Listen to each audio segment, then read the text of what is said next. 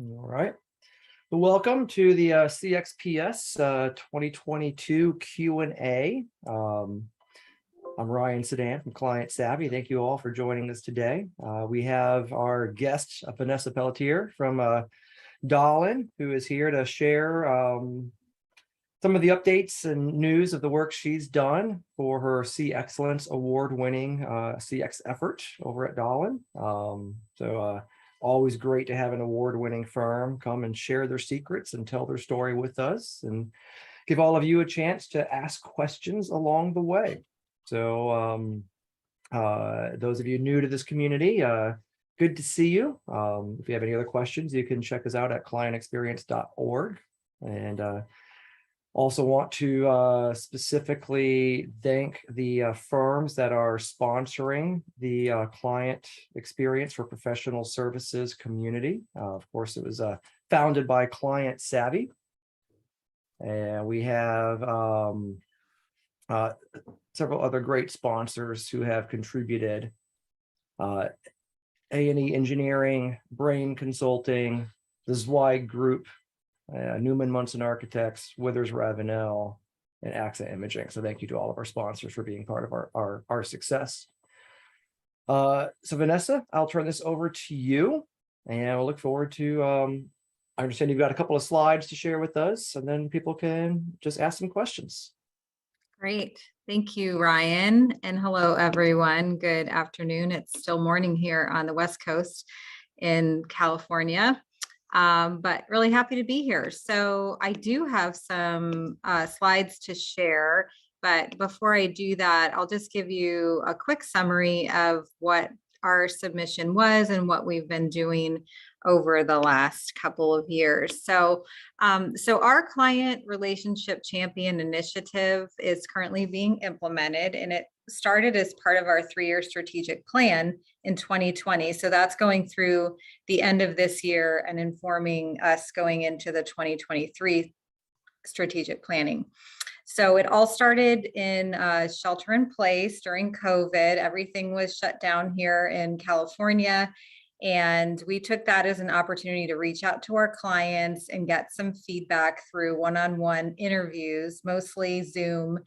And this was a great opportunity for us to get some feedback. And we hadn't really done anything like that before in the firm's 45-year history. So I guess I should let you know also that we do architecture, planning, and interior design, in case you're not familiar with DAHLIN. And actually, I don't think I've ever shared slides on Zoom before, so I don't know if I'm going to be able to do that. But I can kind of walk you through some of the details, and we can. At the bottom of the Zoom screen, there should be a little green arrow that says share. Oh, there we go. Okay, here we go. Sorry as I stumble through this. We're all on Teams, so that has been our. We're seeing your screen, so we're in good shape. Oh, okay, good. Whoopsie. Okay.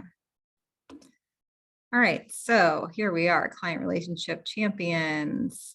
So as I mentioned, we did a series of one-on-one interviews, and through that, I tabulated some of the results that we got, and we found out that our clients were generally satisfied, which is what we were hoping for, but we really wanted to be more on the very satisfied, delighting our clients end of the spectrum. We also learned that, we were known as the gold standard in design, so we're very proud of that. And part of my goal here is to build DAHLIN's reputation not only as a gold standard in design, but for a gold standard in client service. So also interesting was when I asked them about how do they measure the performance of architect teams, architecture, budget, schedule, those are kind of just basic minimum requirements, right? And then a lot of the other feedback that we got was directly related to soft skills.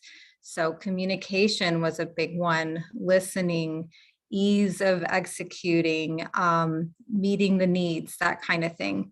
So it really helped us identify an opportunity to train our technical teams on some soft skills. they want us to make their lives easier, right? So what we did was, through strategic planning, we identified an individual from each of our 10 market sectors. And then I, along with another one of our technical principals here, we started to lead this group through a series of monthly meetings. And our goal ultimately is, by the end of this year, to receive 90% positive comments and 100% improvement from the previously surveyed clients. So part of the implementation is identifying how we're going to do this. So our method for getting this information through the one-on-one interviews. I can obviously only have so much bandwidth to do that. So we want to find a method of doing the survey a bit more broadly. So that's part of what I'm working on now. And through these meetings monthly, we talk about different things like sales essentials, active listening. That's been a really important topic. I've brought in professional coaches to do group coaching with our teams. So not only are we working with these champions that we identified from each group, but we're also bringing in others from the team's project managers, principals, and everyone is getting engaged in some of those larger group training exercises. And then client success stories, that's another big part of what we do, is sharing that. And it's really a great peer-to-peer mentoring experience. So also this year, we brought into our monthly meetings a book. So we're all reading the Dale Carnegie book together, How to Win Friends and Influence People. So it's an old book, but a lot of the principles discussed there are still very relevant today. So it's been fun going through that book with the team and talking about how those principles in each section apply to real client examples. So another thing that we did, in addition to, the soft skills training and the peer-to-peer mentoring, is we wanted to provide each person an opportunity to really see what are those milestones that I need to achieve as a technical person delivering my job and selling the work. So working with clients. So we identified each of those milestones that we see as critical on the path from being a technical doer to a seller doer. And these are the categories that we identified. So we wanted to provide everyone with a mechanism to do a self-assessment so that they could see, okay, at the beginning of the year, I'm at the stage of proposer. I'm writing proposals to clients for new business, but I'm not quite at the presenter level or developing my own business and bringing in new work. So it helps each person identify where are they now on this path and what is their goal, where do they want to be? And then at the end of the year, we do another self-assessment to see where the growth has been and what other needs that they have moving forward. So we also attach to this some quantifiable metrics. So we look at the number of new clients, sales, revenue, and profitability for the people that is relevant to. And lastly, I just wanted to share a success story. So this is from one of our clients, a very large client in San Diego. It's San Diego Unified School District. At the time when we started this, there had been some challenges, and we've worked through a lot of that. And I've had several conversations with this client over the course of 2 years. So our education team's been a great job putting their skills into practice and listening to what the clients want. So currently we've got over $4 million of projects with them active, and we've got another 5 million in the pipeline. So that client is very happy with what we've been doing to improve the relationship.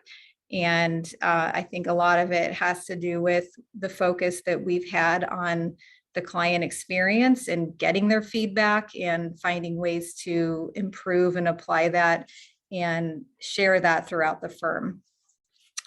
So that's the quick summary. So that's all I had to share. So I'll stop that now and we can open it up for questions and comments. I have a quick question, Vanessa. You identified the relationship champions early on. How did you decide who those folks were going to be? Were they the leaders of those groups? That's a great question, Tammy. So we wanted to bring in the next level of leadership. So as a firm, we're in this place now where we're doing some leadership transitioning. And some of our legacy firm founders are in the process of retiring. So another piece of this is really training up that next generation of leadership.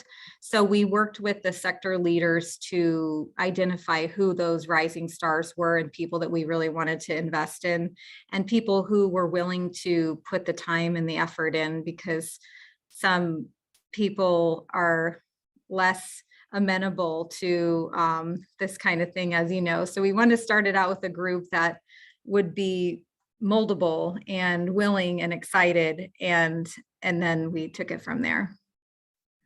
Perfect. And how often do you meet then? We meet once a month. Okay.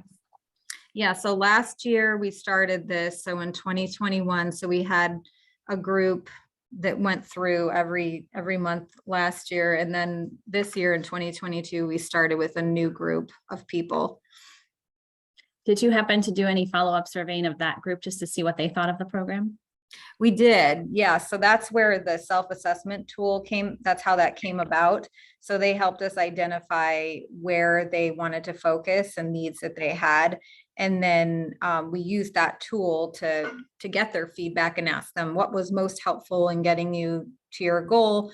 What more could we do? So that's why we switched it up this year and brought in the book as part of our program. So we had a shared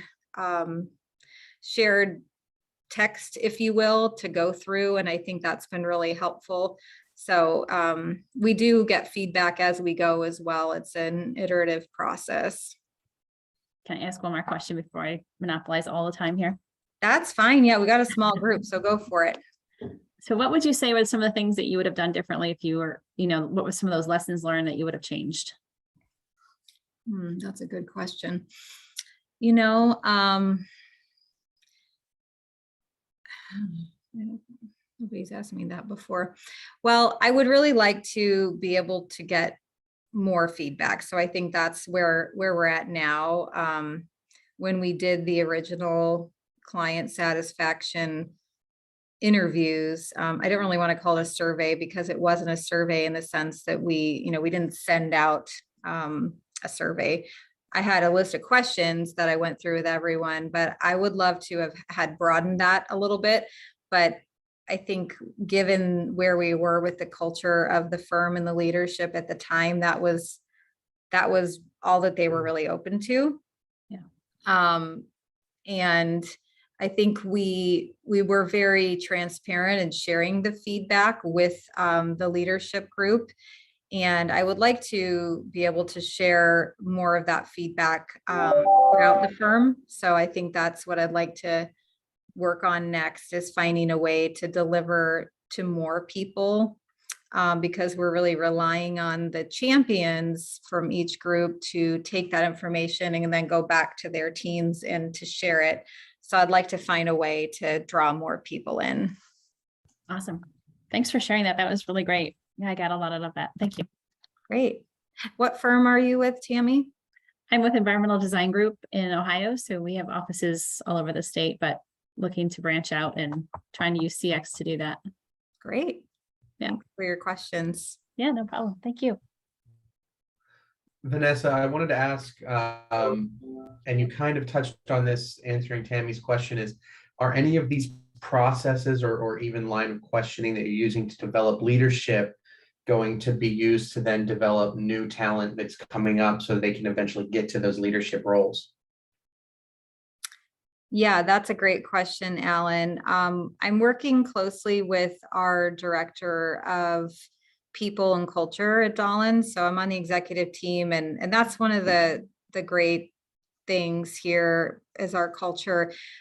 This is embraced at a leadership level for top leadership. So I'm working closely with her, and she has a whole leadership development program and DAHLIN Academy. So we are working on how do we integrate this into our annual reviews and getting it into the system. So that's in progress.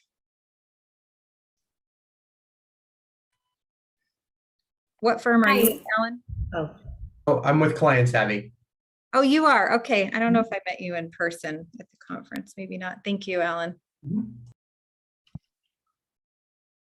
Hi, Vanessa. This is Jennifer Kornishnik. I'm with RTI International. I just wanted a question, and I'm sorry if you said this, but what kind of questions did you ask in the interview, in the one-on-one interviews? Like, how were they structured around, what you can do to improve, or what's working, what's not working, that kind of thing? Yeah, good question, Jennifer. So I started with really open-ended questions. They weren't necessarily project specific. And I think that allowed me as a third party, even though I work for the firm, to be very objective in the conversation with the client. So they were very open with me in their feedback, whereas they might not have been with people they're working directly with in the project. It's hard to deliver that. So I started very open-ended. For example, I think I had 10 questions, and the first one was, what are the attributes that are most important to you in selecting an architecture team? So it was definitely more general, but that allowed me to kind of zero in on specific things that they were talking about and sort of take it away from, well, what do you look for in DAHLIN? Just, what's important to you in general. And then it would kind of drill into specifics on, oh, okay, well, you mentioned communication. Well, how would you rate us there? So I had like one or two questions that were quantifiable, and then most of them were qualitative, response driven. That's very helpful. Thank you. And one other question, you mentioned this like peer-to-peer, mentoring experience by sharing success stories. We've sort of tooled around with like trying different ways to share success stories. We've had open forums and putting them out in a news kind of thing through the company. How have you shared them, and what have you found to be most successful? Because I think they're very powerful, the success stories, not just for project managers, but for other people who are looking at that program to see, the value to the company and the people.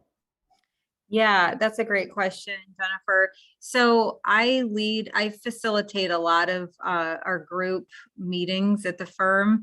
And one of them, every Monday morning, we have a new business meeting. So there are probably, 30 or 35 people on this call every week.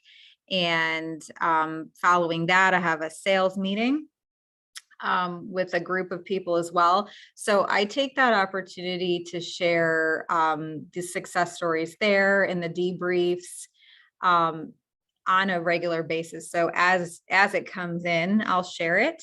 And then annually we do reporting with a very large group in the firm. It's all of our principals, project managers, associates, senior associates, all of our resource group leaders. So that's a very large cross-section of the company. And that's an opportunity where I give much more detail and aggregate things. But last year we had each of the champions do a presentation to share one of their top client success stories with the group, and we recorded that, so it was available to everyone in the company.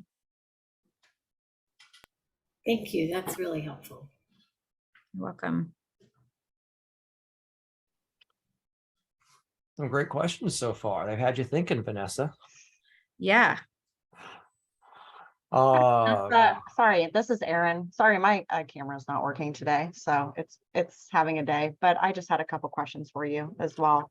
I wanted to see when you guys are going through the process of what type of survey, what questions, et cetera, to use or come up with, why you went the direction that you did versus doing like a net promoter to kind of make it more multiple choice without some of the open-ended. I do like the open-ended, the interview style, and asking about the 3 ways to measure performance, but just wondering why you went that direction versus another. Yeah, that's a great question too. Honestly, when this started, I did not foresee where it was going to go in terms of the scale of it. It started out with, hey, Vanessa, can you call a couple of our clients? And, we want to connect with them. I don't know if we're doing really well on this project, da, da, da. So I'm like, okay. So I started my list and then provided the feedback from 2 or 3 clients to the leadership group, and they were like, wow, this is really good information. This is great. Like, I don't know, we didn't know any of this and they wouldn't have told us, so can you talk to more clients? So that's kind of how it started. And just the culture of our firm is very consultative, and we're not a huge company. There's a lot of different sizes of companies on this group, but, to give you some context, we're 185 people. Last year we did about 30 million in net service revenue. So we're not, a 500,000 plus person company. And we pride ourselves on having like a very personalized service, and great resources to back that up. So we're known as best in class in what we do, but we wanted to have that one-to-one contact. And I think just to get everyone warmed up to the whole idea of getting feedback, it was easier to do that, starting with a smaller group and gathering very specific anecdotal feedback before we take it to the next level. So I think this was a great way for us to kind of dip our toe in, because we've never really done this before, like I mentioned. So it's a completely new thing for people, and it was very uncomfortable for a lot of people that were working on the projects to have me reaching out and to be asking these questions. So, I did deliver the positive feedback as well. There was a lot of great positive anecdotes that we gathered through this process. So that gave them a little bit more comfort. But in terms of net promoter, that's something that I'm considering moving forward. And obviously, I mentioned earlier, I want to broaden the group. So in order to do that, we'll have to come up with a new method, right? And I've talked to Client Savvy about their tools, so I'm looking into that and trying to find a way to survey more people. And I think that's where a net promoter score is really valuable. If you're only talking to 40 people or so, it's, I think that I wanted to dig in and get more quality anecdotal information from that. I think it was 40 or so people that I talked to. Yeah, no, that makes sense. Thank you very much. Mm-hmm.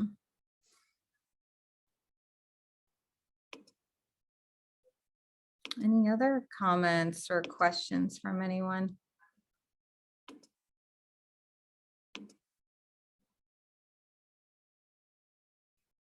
Are we going to time this Q&A like perfectly?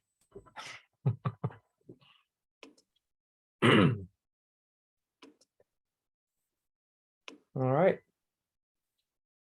Well, Vanessa, thank you so much for the time and the insights. I loved the organic approach you took, in a moment of crisis with COVID. Hey, we should talk to some clients. And I'm not surprised at all that as you started presenting your findings back to the team was, oh, more of this. Mm-hmm. Most firms that we've worked with, when you start getting feedback, usually people start saying, I want more of that. So great story, good example. What I think was really commendable about your approach was integrating that into your client champions program. I think a lot of firms are missing that component of it. And I've seen firms that have a client champion program, but they don't have the client insight piece to go with it. So that combination of client insight plus client champion, I think, is a really potent tool to both develop your internal people as well as developing your clients. So that's what I saw as commendable when I reviewed your CX-cellence award entry. And I know the others who reviewed it gave similar feedback. So if anyone's wondering why their submission was selected as a winner, that was really one of the very progressive pieces we saw that we thought was noteworthy. And what we're really looking for with the CX-cellence winners is stories that are exemplary. This is an example that others should follow. So I thought you did exemplary work. I really appreciate it. And a great job on the award. Thank you so much, Ryan. Does anyone have any final questions or comments before we wrap up? Thanks, Vanessa. That was great. Yes, thank you very much. Thank you, everyone. Thanks, Ryan.